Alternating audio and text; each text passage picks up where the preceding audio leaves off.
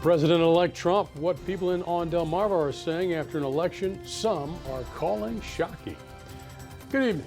I'm Paul Bunn. And I'm Steve Hammond. Welcome to WBOC News at 6. Across the country and across Delmarva, people are reacting to the results of the 2016 presidential election. Yeah, Donald Trump defied the odds in his bid to become the 45th Commander-in-Chief of the United States of America. WBOC's Madeline Overton spoke with voters in Sussex County today, and she joins us live outside the Republican headquarters in Georgetown. And Madeline, you spoke with people. What was their reaction?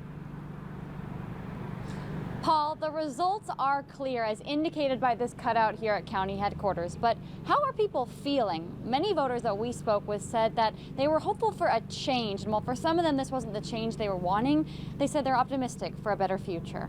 From the boardroom to the Situation Room, Donald Trump can add a new title to his resume: President-elect. Those are words longtime Republican voter Kenny Schnabel never thought he'd hear. I thought it was a stunning surprise. Schnabel says he voted for Clinton because of Trump's behavior. Overall, I felt he was too unpredictable and erratic, so I'm just optimistically hoping that he'll be presidential. Maureen Smith said she too found his behavior questionable, but thinks Trump's ideas outweigh that. I voted for him because I am ready for a change. I think he does have some good ideas. I do think he has good ideas, and I think he can make some good changes. Although Clinton won Delaware's 3 electoral votes, Trump won both Kent and Sussex counties, and by a large margin here in Sussex. Trump got about 62,000 votes compared to Clinton's 39,000. Joe Paul voted for Trump and says he's looking forward to seeing Trump's policies play out. He's going to get the economy moving again. He's going to stop this illegal immigration. It's ruining our country.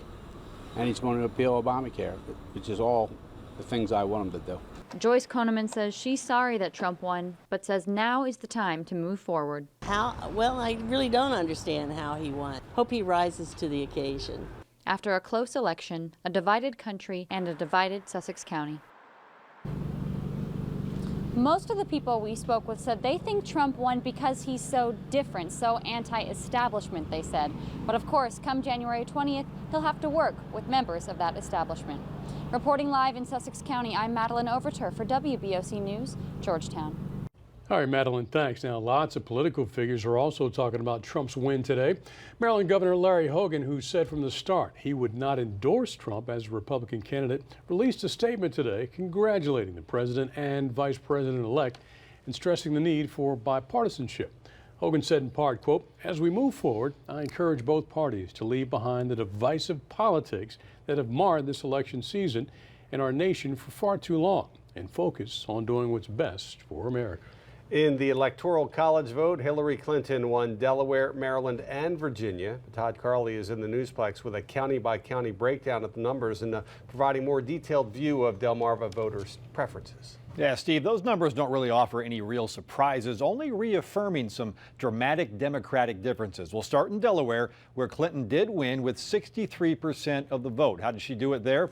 Well, let's start in the Middle County, where Trump in Kent County actually carried 53% to Clinton's 47%. Further south, a more convincing win for Trump in Sussex County, 61-39. But Clinton makes up the difference in a big way up north in Newcastle County. She carried 62% to Trump's 33%. Newcastle, by the way, makes up 60% of the votes in Delaware. Now in Maryland, Clinton won by carrying the more urban areas across the Bay near D.C. and Baltimore, but it's a different story on the more rural eastern shore, especially in Worcester, Wicomico, and Caroline counties, where Trump won handily. Still, not enough to make up the difference in the more populated areas for Clinton. And in Virginia, Trump won a vast majority of the counties, including Accomack, but Clinton's wide margin in areas like Fairfax County carried the day for her in Virginia. Now, given that regional breakdown, not too surprising that Trump made a couple of visits here last spring in Worcester County in Maryland and Kent County in Delaware during the primary season. Paul?